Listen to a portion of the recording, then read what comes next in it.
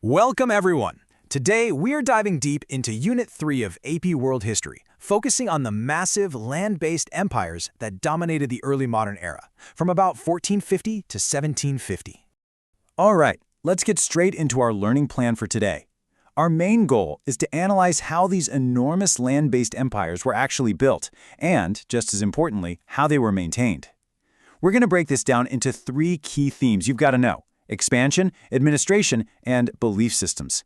By the time we're done here, you'll be able to confidently compare the different methods these rulers used to grow their empires, centralize their governments, and legitimize their power. So here's our roadmap. First, we'll look at how gunpowder fueled their expansion. Then, we'll open up the ruler's toolkit to see how they actually governed. After that, we'll dive into the world of faith, schism, and syncretism. Finally, we'll pull it all together for some crucial comparison and wrap up with a final review to make sure this all sticks. So, first things first, how did these empires get so huge so fast? Well, the answer, in one word, is gunpowder. This whole era is really defined by what historians call the gunpowder empires. Now, this isn't just about a few new weapons. We're talking about a fundamental shift. These were states that figured out how to create a central government strong enough to fund huge armies equipped with cannons and firearms. And they used that military might to conquer and control enormous territories. This technology was a total game changer for state building. Let's get the lay of the land and meet our main players. We've got the Ottoman Empire, which stretched all the way from southern Europe, through the Middle East, and across North Africa. Right next door, you have their rivals, the Safavids, based in what we now call Iran or Persia. Down in South Asia, the mighty Mughal Empire held sway, and over in East Asia, the Manchu people conquered China and established the Qing dynasty. Just picture this vast, continuous swath of Afro-Eurasia, almost entirely dominated by these major powers. But here's the thing. This expansion didn't happen in some peaceful, empty space. These empires were constantly bumping up against each other, and that created friction. Political disagreements and, as we'll see, deep religious divides fueled almost constant warfare. For instance, the Safavids and Mughals clashed over territory again and again. And it wasn't just in Eurasia. In West Africa, the powerful Songhai Empire was ultimately brought down by an invasion from Morocco, which showed up with superior gunpowder weapons. Expansion always leads to rivalry. Okay, so you've used your gunpowder army to conquer a massive territory. Congratulations! Now what? The real work begins. Let's move to our next section and look at what we'll call the ruler's consolidation toolkit, the specific strategies used to actually rule. Any successful ruler from this time really relied on three pillars to hold their empire together. Think of it like a three-legged stool. First, you need a loyal bureaucracy and military to actually carry out your orders.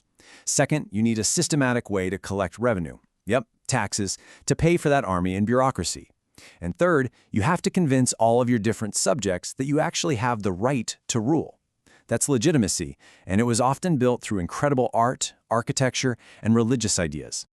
So let's compare two really different ways rulers built that first pillar, a loyal military.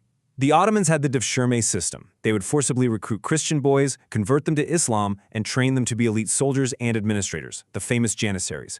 Their loyalty was to the Sultan and the Sultan alone. Now, halfway across the world, in Tokugawa, Japan, they took a totally different approach. The samurai were transformed from independent warriors serving local lords into paid, salaried professionals loyal to the central shogun. Two different methods, but the same goal: break the power of local rivals and centralize control. Okay, on to pillar number 2, money. How do you fund these massive states? Well, rulers got creative. The Mongols used local elites called zamindars to collect taxes. This was pretty efficient, but it also meant those zamindars held a lot of power in their local areas. The Ottomans, on the other hand, used a system called tax farming. They literally auctioned off the right to collect taxes. This brought in quick cash for the government, but, as you can imagine, often led to corruption and exploitation. And in Ming China, the government demanded taxes be paid in silver, which gave them much more direct control over the entire economy. And now for pillar 3, legitimacy. Take a look at this incredible painting. It's a fantastic window into how rulers projected power. We see the Mughal Emperor Akbar overseeing a religious debate with Muslims, Hindus, Christians, everyone. This wasn't just a friendly chat, it was a brilliant political move. By staging this, Akbar was sending a clear message to his incredibly diverse empire: I am a wise, tolerant, and powerful ruler above the fray of religious squabbles. This art was propaganda, designed to legitimize his rule. All right, time for you to do some thinking. Pause the explainer for a moment. Can you think of another example of a ruler from this period using monumental architecture, a huge impressive building, to legitimize their rule? Think big, literally. Okay, did you get one? If you thought of the Palace of Versailles in France, you are spot on. King Louis XIV built Versailles not just as a fancy house, but as a jaw-dropping symbol of the absolute power of the French monarchy. It was designed to intimidate rivals and, crucially, to keep the powerful nobles right under his thumb. It's a perfect European parallel to the strategies used by the great land-based empires in Asia. Let's shift gears now to our third and final theme, belief systems. You have to understand that in this era, religion wasn't separate from politics. It could be the glue that held an empire together or the dynamite that blew it apart. And there is no better example of this than the intense rivalry between the Ottoman and Safavid empires. This conflict was defined by religion. The Ottomans were the great champions of Sunni Islam. The Safavids, right next door, established Shia Islam as their official state religion. Now, this was way more than a theological disagreement. It became a core part of their political identities and fueled centuries of brutal conflict between these two superpowers.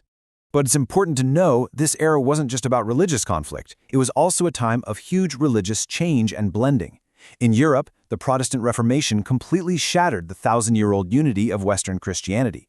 And in South Asia, amazing new syncretic faiths emerged from the cultural crossroads. Sikhism, for example, grew out of the interactions between Hinduism and Islam. And we already saw Emperor Akbar's debates.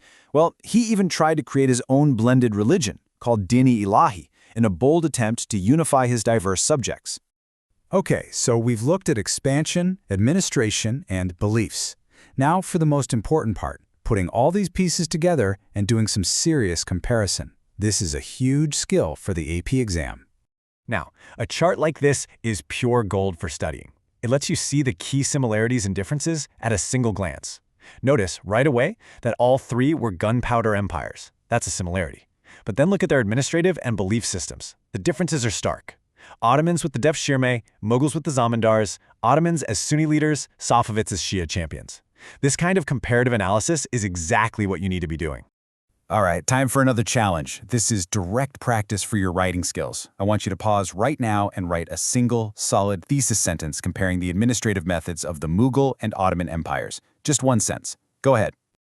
Okay, let's look at a model thesis. Notice the structure. It starts by establishing a similarity. That's the while both part. They both had complex bureaucracies for diverse populations. But then it pivots to a sharp, specific point of difference. The Mughals used existing local elites, while the Ottomans created a brand new elite class from scratch. See that? Similarity plus difference. That's a high-level analytical thesis. We're in the home stretch now. Let's lock in the most important takeaways from Unit 3 and talk for a second about why all of this still matters. So if you walk away with nothing else, make sure you've got these 4 points down cold. 1. Gunpowder fundamentally changed how states expanded. 2. Rulers had a toolkit, bureaucracy, taxes, art, that they used to centralize their power. 3. Religion was a double-edged sword. It could be used to unify people or to fuel massive conflicts. And 4, most importantly, the key skill for this unit is comparison. Seeing the similarities and differences between these empires is how you understand the big picture. And now, a quick moment for some self-assessment. Of those 3 main themes we covered, expansion, administration, and beliefs, which one do you feel a little shaky on? Be honest with yourself. Whatever your answer is, that's where you need to focus your review. Go back, look at the specific examples, and really build up your knowledge in that area. And I'll leave you with one final thought, to connect the past to the present. Think about it. How do modern countries use things like massive government buildings, big military parades, and powerful national ideologies to legitimize their rule today? The technology has changed, for sure, but the fundamental strategies of building and maintaining state power that we've talked about from 500 years ago, well, they're still very much with us. Something to think about.